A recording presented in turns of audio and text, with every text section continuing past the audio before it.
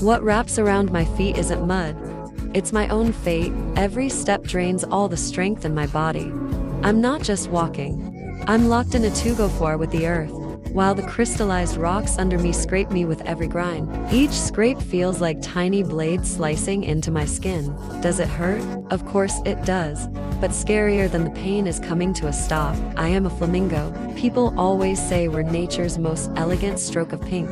They rave about my golden outline in the sunset, praise my lonely pride when I stand on one leg, even print my shape on postcards as some kind of romantic symbol. Yet they have no idea what sort of hellish deal I signed just to earn this red. I once traded with the underworld for it. Beneath my feet isn't some soft, gentle ground, but a vast white lie. The place I hatched in is called Lake Natron, just a tiny blue speck on the maps drawn by humans. On paper it's only a blue dot, but in my memory it burns red, like clotted blood, like boiling poison.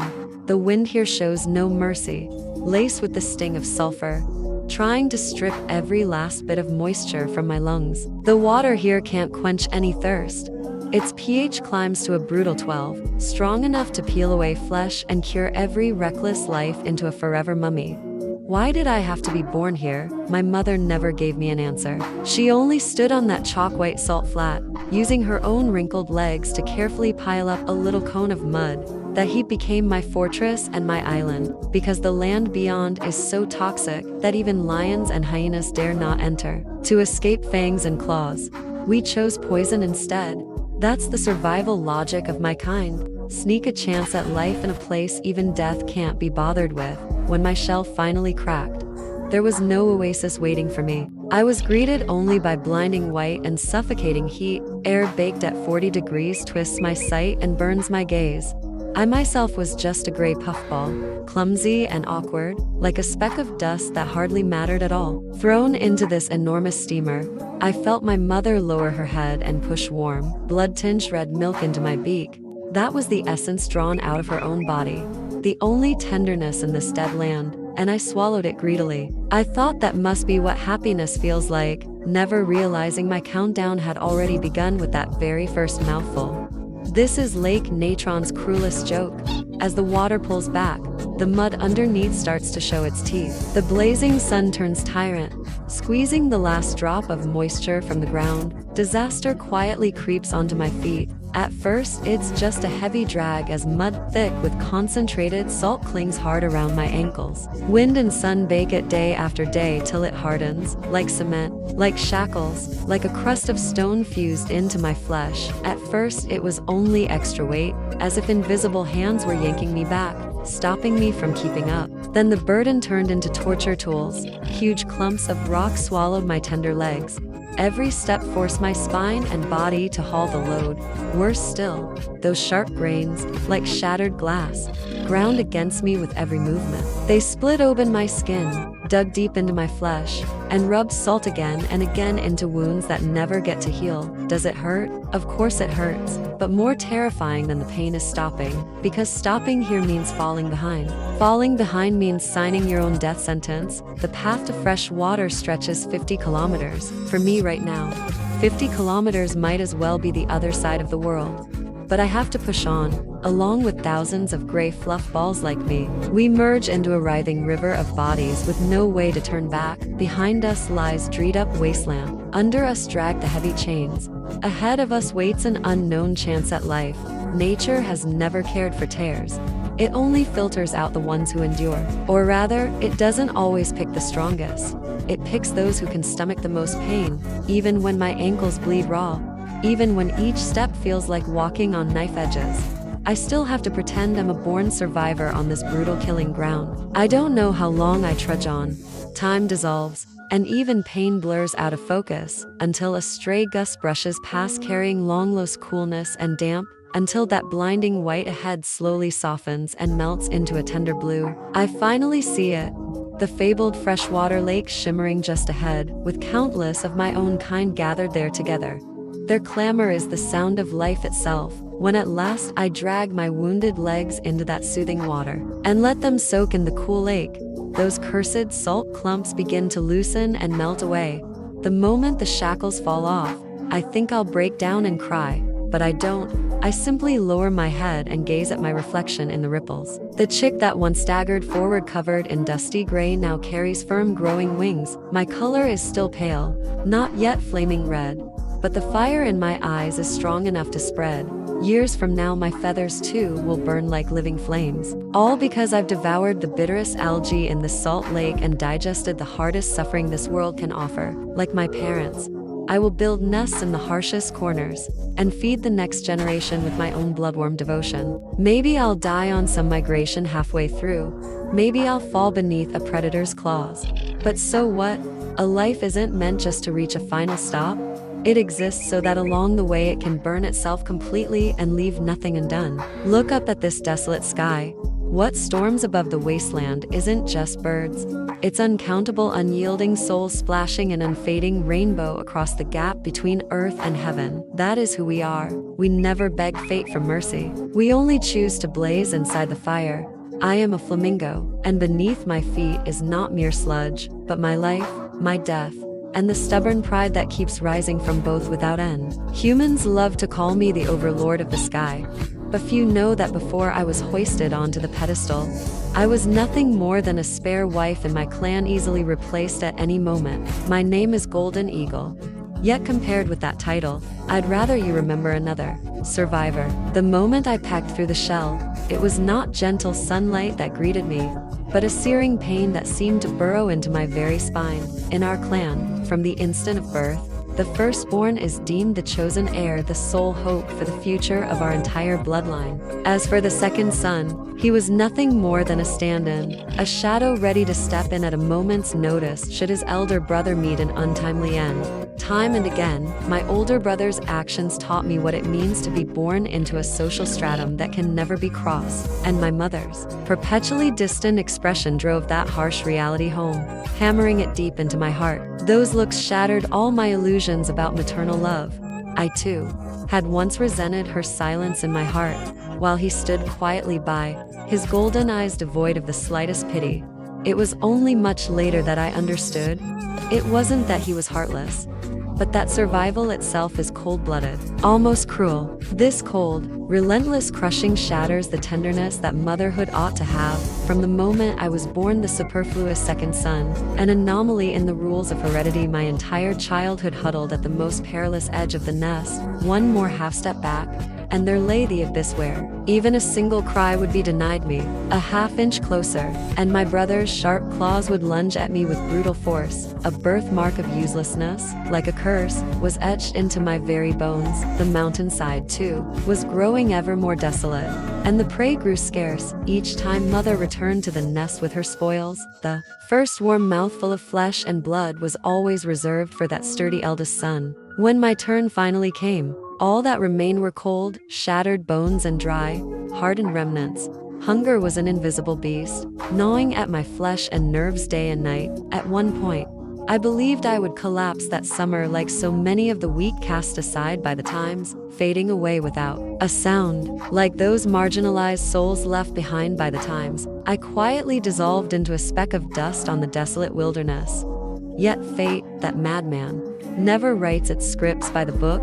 Just when I thought all was settled, the storm that day raged more fiercely than ever, as if it would turn the world upside down. The sky above seemed to have been torn open by an invisible giant hand, and I clung tightly to the crevice in the rock, desperately trying to turn myself into a lifeless stone. Meanwhile, that arrogant elder brother, once a conqueror who had long regarded the entire expanse of the heavens as his own, still raised his head with unyielding pride. He still stood in the center of his lair, striking a proud pose, determined to once again defy the might of the wind. The next instant, his proud body suddenly lost its footing and, without so much as a warning, was dragged over the cliff by an irresistible force, plummeting straight into the bottomless abyss. Only a brief, shrill cry remained. When mother returned and gazed at the empty cliff edge, she froze. This time, her gaze settled on me complete and heavy. From that moment on, I, once a mere spare shadow, was forced to step up as her sole source of solace and hope. That meal was the first time since I hatched that I truly ate my fill. In my mother's eyes lay both helplessness and guilt. There was a kind of meekness and heartache born of being driven to the brink by nature, the moment that piece of meat, once marked with my brother's name, slid down my throat. I felt not the slightest thrill. Instead, a bitter ache welled up at the corners of my eyes, leaving nothing in my chest but a piercing, all-encompassing pain. More than anyone, I knew that I had never been the one others favored. I was merely the survivor who had endured every round of elimination and every brutal struggle, the last relic barely spared from being erased. From that day on, I took my place at the very heart of the den, devouring every morsel with a frenzy. My wounds gradually knitted over with fresh flesh, and my bones grew hard and sturdy with alarming speed. I knew full well that this life, snatched back from the brink, could be taken away at any moment, something those who have clawed their way up from the bottom understand all too well. Luck-fueled comebacks always come at an exorbitant price. Winter has already crept in. The wind carries shards of ice that bite to the bone. Mother still ventures out to hunt each day.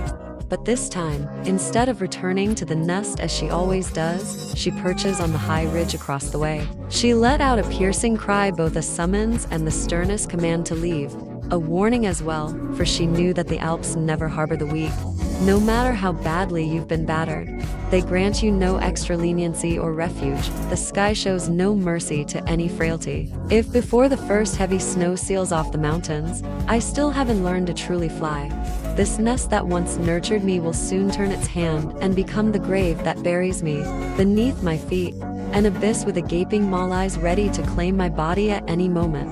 Fear coils like vines around every inch of my flesh, yet all it takes is a gentle closing of my eyes. In my mind, the harsh pecks of old, the jagged wounds, and those countless mornings when I was shoved to the very edge of the cliff all came rushing back. If death is my inevitable end, then I would rather fall in the howling wind. As I charged toward a path of life, I strained to spread my still immature wings, pouring every ounce of strength into the effort. With bone and blood, we plunged headlong into the 10,000 jang abyss. The sensation of weightlessness pierced the heart in an instant, and the wind, like a merciless blade, lashed at every feather with wild abandon. Yet just as we were about to crash to the ground, the instinct to survive erupted deep within our veins, spreading through our entire being like wildfire. Acting on instinct, I forced my body to twist, driving my wing bones down with all my might and refusing to let myself fall. The air, which had just moments before been a blade intent on cutting me down, suddenly transformed into a pair of invisible hands. The currents gripped me tightly, following the curve of my wings and slowly, inch by inch, pulling me upward. Then I plunged headlong into the tree canopy, my bones rattled to their marrow, every inch of me throbbing with a dull ache. Yet amid the dry, gritty bark and the bitter green leaves in my mouth, I tasted freedom for the very first time, clear, sharp, and unadulterated. It was the open sky's first embrace, and also the rite of passage my mother had tenderly ordained for me. At the same time, that ticket of admission had been bought with my life. I thought my suffering would finally come to an end, but the lessons of fate are never so easily dismissed. To train me for my diving hunts, during a low pass skimming the cliff face, my mother made a mistake and struck the rock. In an instant, both her wings snapped. For any king of the skies, to lose one's wings is to be sentenced to death on the spot. Summoning her last ounce of strength, she nudged the prey clenched in her beak inch by inch toward the edge of the cliff, leaving it for me to fill my belly.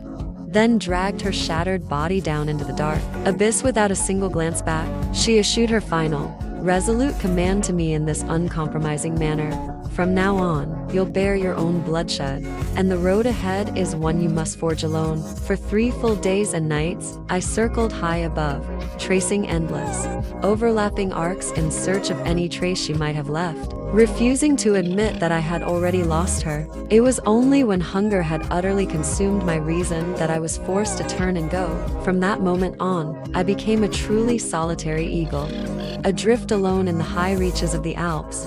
The winter snow arrived as it always did, blanketing that nest beneath a thick, unyielding mantle and burying all the past that had once held me fast. And at last, I too have shed my old skin to become a true golden eagle, the rightful ruler of these frigid skies thousands of meters above the ground, once the least promising second son in my flock.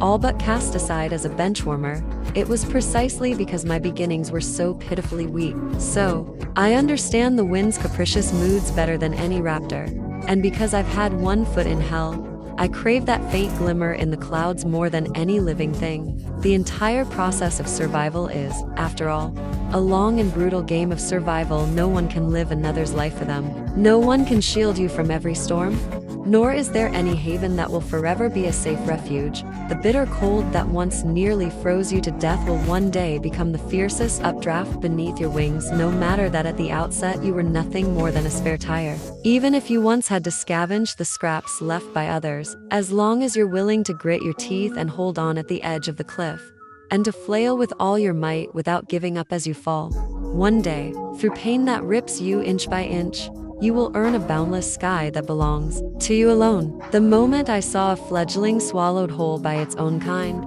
I finally came to my senses.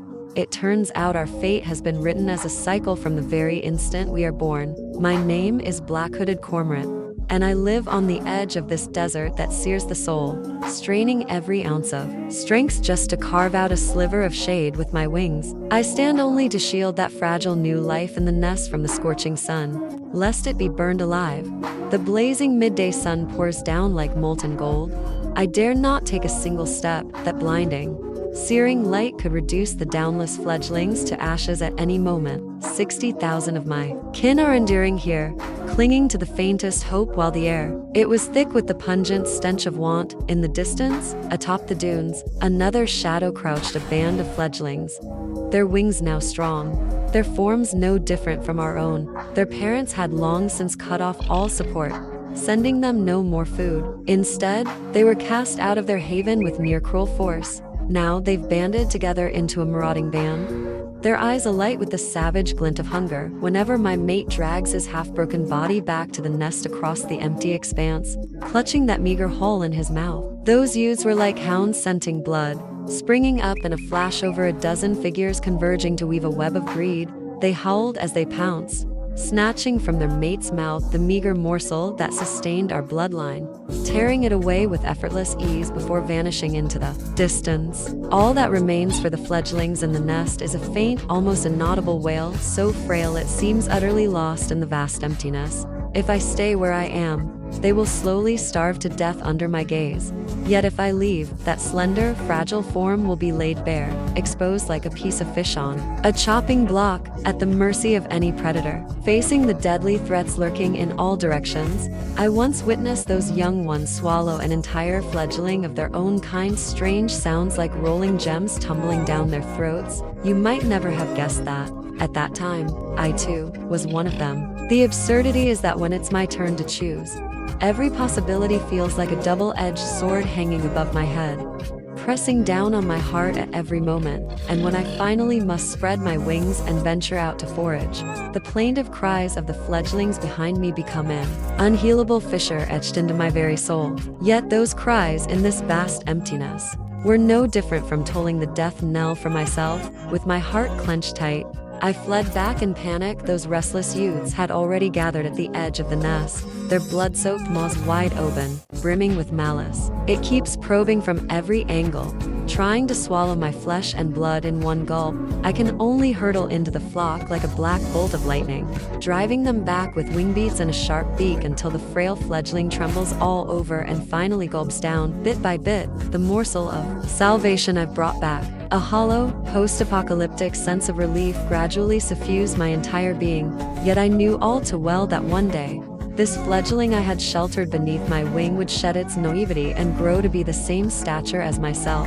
When that time came, an ancient, frigid law would inexorably set in motion. He must leave the nest and join that band of boys on the dunes, their shadows drifting across the sands. He will learn to lie in ambush on his fellow parents' homeward paths, to snatch away the morsels wrested from others' beaks, food just enough to sustain his own fledglings for a single breath. And one day, driven by hunger, it thrusts its beak toward younger, more helpless fledglings of its own kind. Thus, the script of survival is written as a ruthless cycle.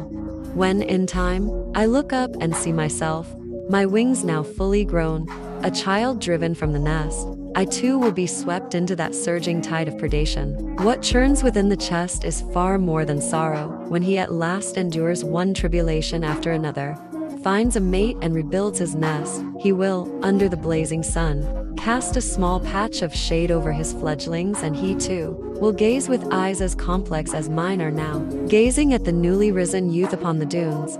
It is only then that the gears of fate, in blood and tears, grind into place with a jarring snap. This is our world. Fledglings will eventually learn to become marauders, and marauders, in time, are forced to become guardians. Even the guardians, one day, can only watch as a new generation of marauders sets out on the very same path, life perpetuating itself, spinning round and round endlessly.